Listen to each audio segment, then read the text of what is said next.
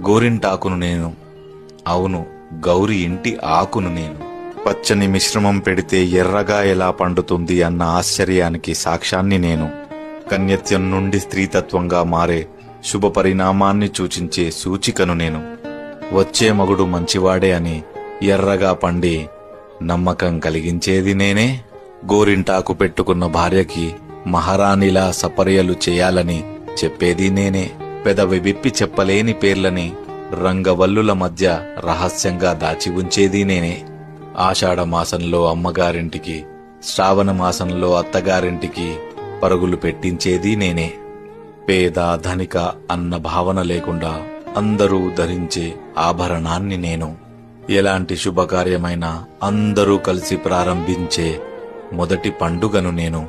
నేను పార్వతీమాత ఋతుస్రవంలో జారిన రక్తపు బిందులోంచి పుట్టిన వృక్షాన్నని, శరీర ఉష్ణాన్ని గ్రహించి తాపాన్ని తగ్గించే ఔషధాన్నని, ఏ చోట పెట్టుకున్నా ఎర్రబడే నేను, నుదురుని అక్క కుంకుమకిచ్చిన చిట్టి చెల్లెల్నని. అందరూ అంటారు గోరింటాకు, మెహందీ, హెన్నా అని ఏవేవో పేర్లతో పిలుస్తారు.